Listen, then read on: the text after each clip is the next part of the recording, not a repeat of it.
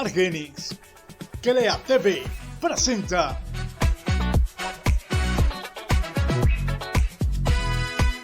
Diversión a la carta. Actor, director, conductor, profesor y potro de hierro. Rodrigo Murray, qué gusto saludarte. ¿Me faltó algo? No. Hubieras empezado por atlantista. Soy atlantista antes que cualquier otra cosa.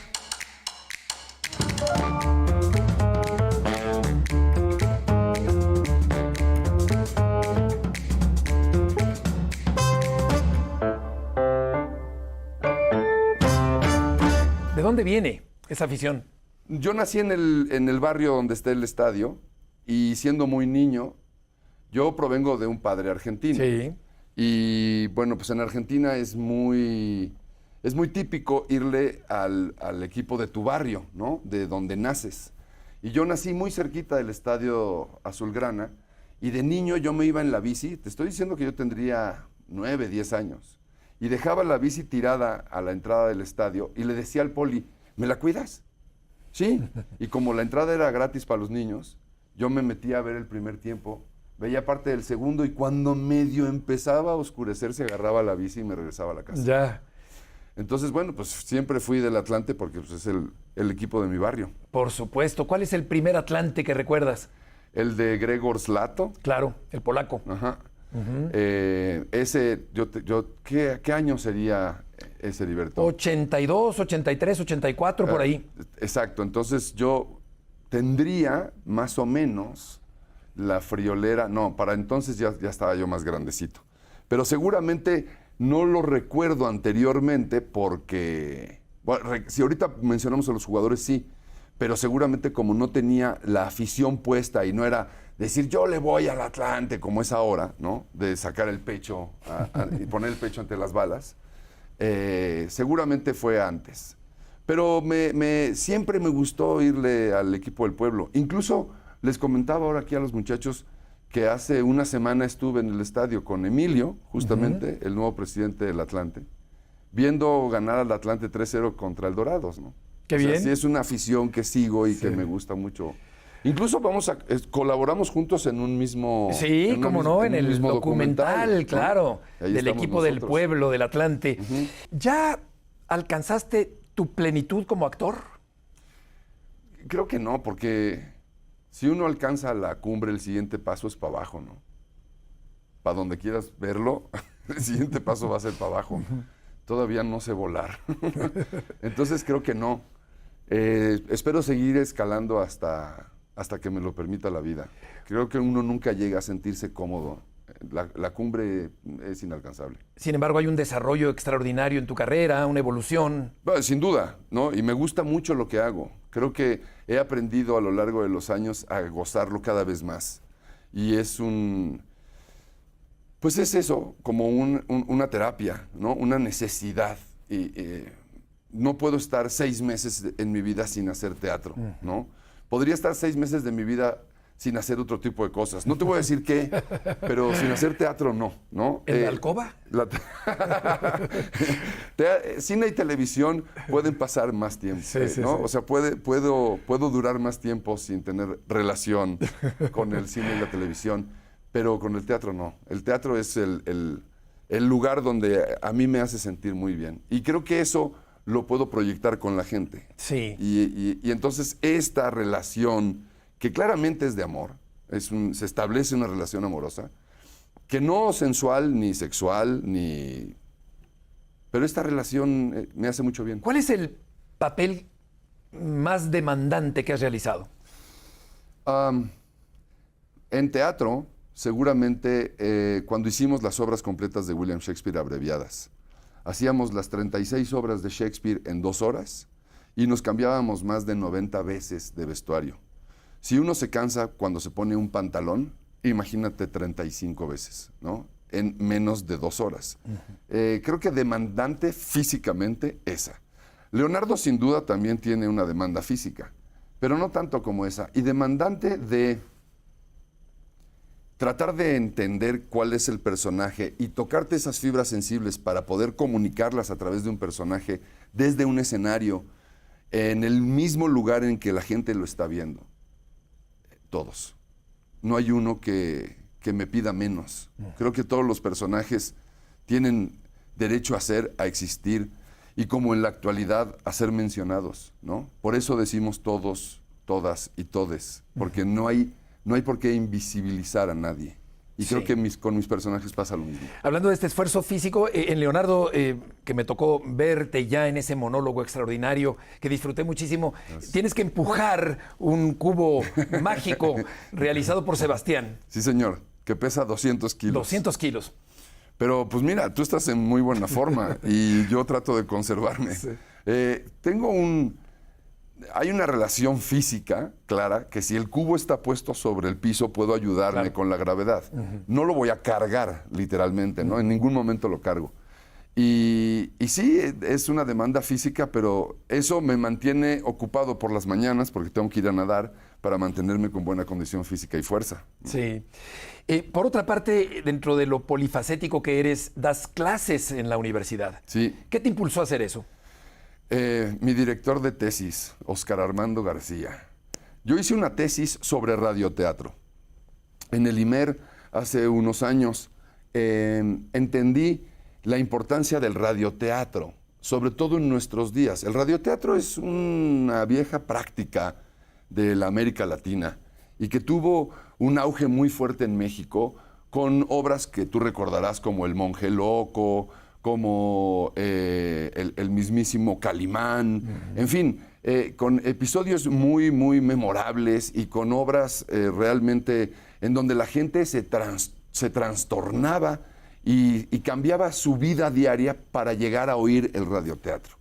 Entonces yo dentro de la investigación que hago para mi tesis, descubro que los hombres, las mujeres, los seres humanos que habitamos el planeta, si vivimos la suerte de 70 años y quizá un poquito más, 35 de esos 70 años los vamos a pasar en la cama, haciendo distintas actividades, pero generalmente durmiendo. Sí. Y de esos otros 35 años libres, 5 los vamos a pasar adentro de un transporte público. 5 años.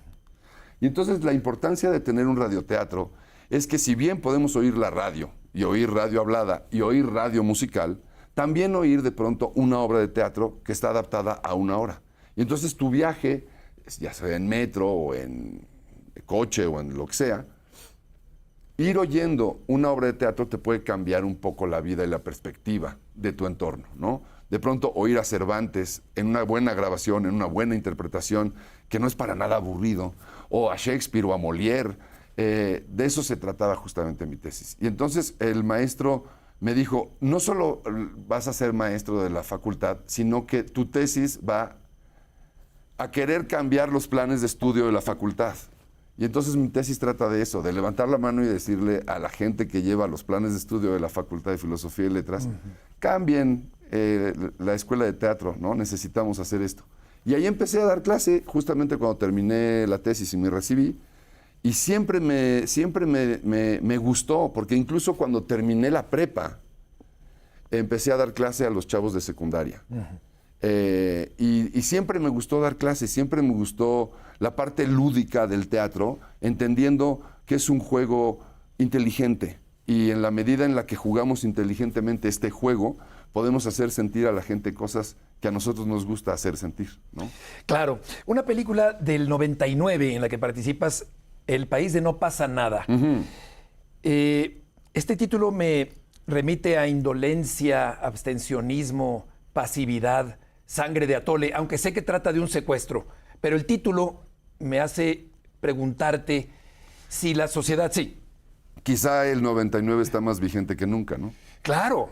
Y si la sociedad fuera más activa, más participativa, más comprometida, ¿tendríamos un mejor país? Políticamente hablando, lo veremos en los comicios, ¿no? Claro. Creo que es importante el momento por el cual está pasando México ahora. La decisión de tener una presidenta creo que va a mover fuertemente a este país, lo va a sacudir. Creo que nos va a poner también en la mira de todos los países del mundo y creo que es una oportunidad que no debemos desaprovechar, ¿no? Es un momento único en México y si alguien está pensando otra cosa, creo que está equivocado, pero en este país vamos a tener una mujer presidenta, ¿no? Y cosa que me parece muy bien y lo aplaudo. Porque uno podría decir, bueno, es que entre una mujer presidenta o la otra mujer presidenta para el resto de los presidentes que pudiéramos llegar a tener, no se trata de mejor esto a todo lo demás. No, me parece que si seguimos clavados en el pasado, acusándonos, no haciendo caso a los señalamientos que da, por ejemplo, este lindo proverbio hindú, que cuando tú señalas a alguien o a algo con este dedo, hay 3 que te están señalando a ti, ¿no? ¿Por qué no el de pronto? índice flamígero. Claro, pero hay 3 que te están señalando a ti. Sí.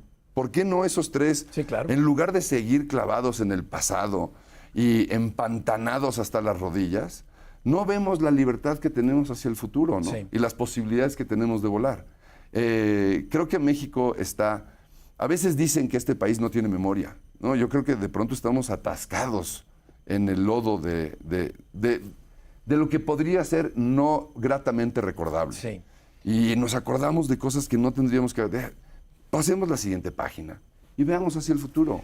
Cuando mencionas posibilidades de volar, me haces recordar a Leonardo, que tanto te apasiona y que te llevó a escribir un monólogo que has montado desde hace algún tiempo. Me pareció entender que al final, cuando haces esta interacción que me pareció extraordinaria, retroalimentadora con el público, mencionaste algo del fracaso como una virtud. Me pareció entenderlo de esa manera. Claro, ¿Por qué? nosotros fuimos educados, Heriberto, de la manera más, digamos, como convencional, Sí. o de la... Es decir, las cosas se hacen así. ¿Por qué? Pues porque lo digo yo, porque soy tu papá, porque soy tu mamá, punto. No había la posibilidad de establecer un diálogo y quizás argumentar mejor que papá o mamá. Y en cuanto pasaba eso, pues te daban un zape y a callar, ¿no? Y te vas a la cama sin cenar. No todos los días, pero en algunos casos. Y creo que justamente yo le agradezco muchísimo a mis padres la posibilidad que me dieron de pensar y de argumentar, sobre todo de argumentar. Entendiendo que Leonardo a mí me lo presentó mi papá como un amigo, no como un genio, como cualquier otro ser humano, ¿no? Y a través de Leonardo entendí que el fracaso, porque esa frase es justamente de él, el fracaso son los eslabones de la cadena que comprenden el éxito.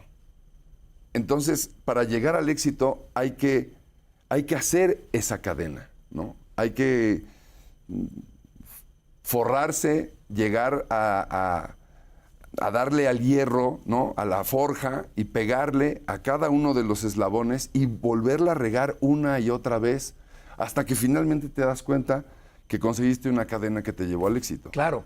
Y creo que por eso tenemos que abrazar el fracaso, porque es algo que nos permite Aprender y volver a intentarlo. y volver a intentarlo, claro, sí. Porque no va a salir a la primera. Porque tenemos que entender que el fracaso, no como nos educaron a nosotros, es una derrota. No, el fracaso es un escalón de la escalera, ¿no?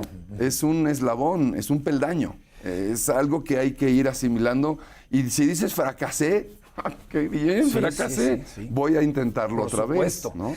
¿Habrá alguien tan polifacético como Da Vinci en la historia de la humanidad? Yo creo que muy pocos, muy pocos.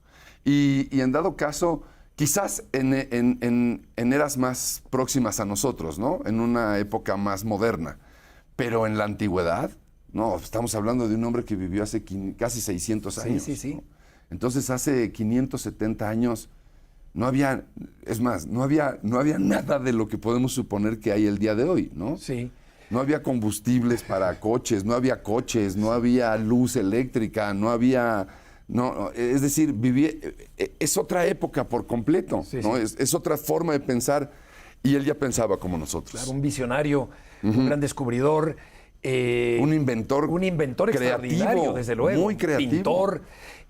Si murió hace 504 años, Más o menos. más o menos, ¿por qué seguir hablando de él o por qué presentarle a Leonardo a las nuevas generaciones? Porque creo que siempre se nos ha presentado a Leonardo como este gran genio intocable, ¿no? Hablemos de William Shakespeare. No, eso es solamente para los eruditos. No, a Shakespeare hay que dejarlo tranquilo en las bibliotecas. No, nosotros agarramos a William Shakespeare y lo convertimos en un estropajo, ¿no? Lo Y esto- sintetizaron. claro, y seguramente Shakespeare, si hubiera visto esa obra, las obras completas de William Shakespeare Abreviadas, sí. le hubiera gustado, ¿no?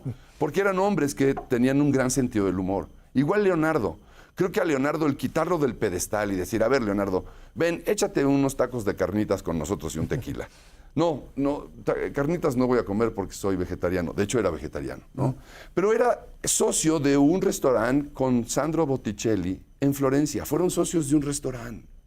Quizás ir a comer a su restaurante hubiera sido muy divertido.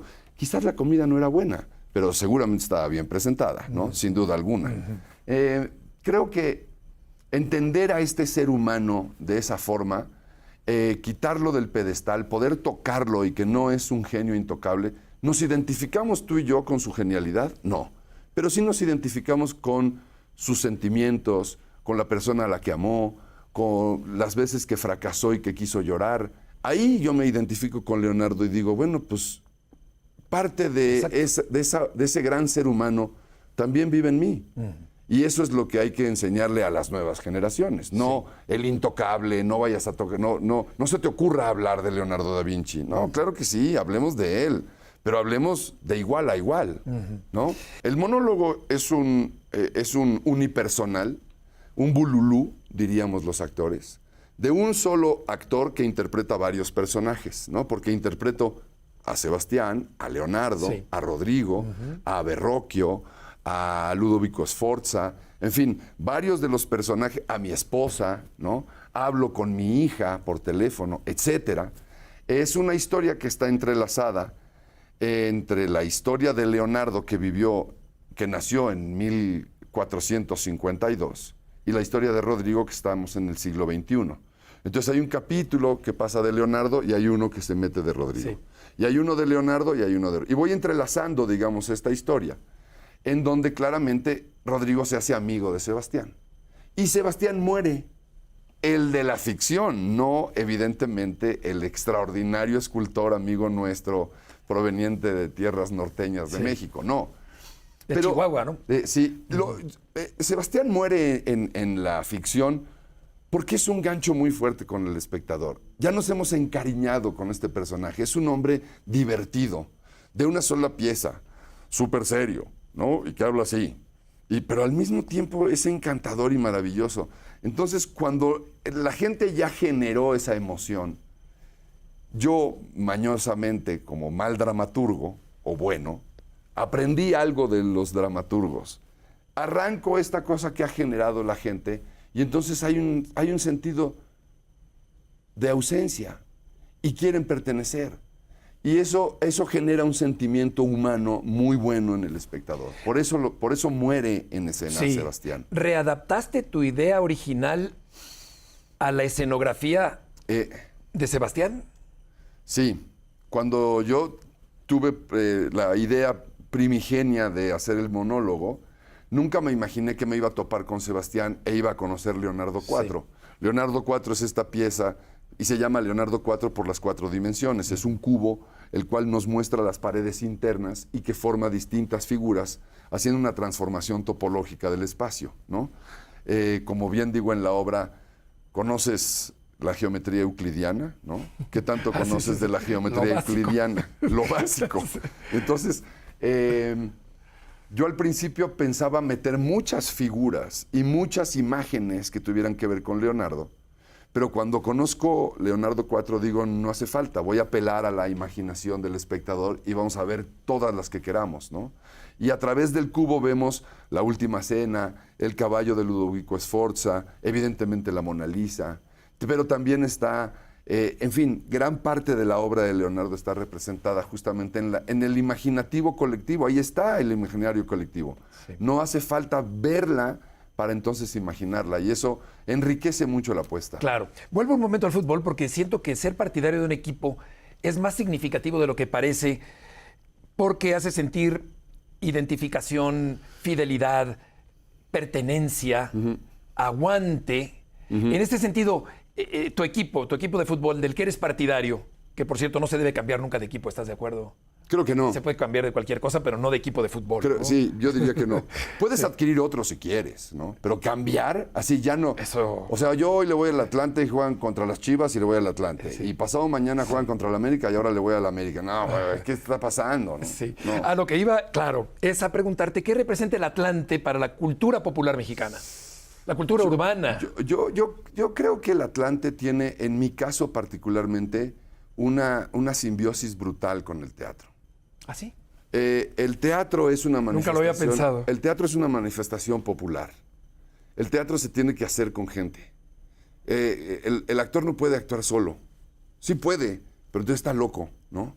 El fútbol no se juega para un estadio vacío, se juega para los aficionados. El Atlante está en crisis desde siempre. Desde siempre. Sí. El teatro desde hace 3.500 años. Entonces son muchas las similitudes que tiene el teatro con el fútbol y particularmente con el Atlante. Sí. Yo voy a ver parte de la gran educación que yo recibí, la menciono en este momento con Luis de Tavira. Luis de Tavira nos dijo, un actor tiene que salir para hacer la función por primera vez, por única vez, siempre. Fíjate. Eso es medio esquizoide. ¿Cómo vas a hacer algo por primera y única vez siempre? Bueno, pues eso es el teatro, ¿no? Porque el personaje pues no sabe lo que le va a pasar hasta que le pasa en ese momento. El Atlante es lo mismo. El Atlante sale a la cancha por primera vez, yo cuando voy al estadio, por única vez, como siempre, como lo he visto de niño. Y me frustra cuando pierde.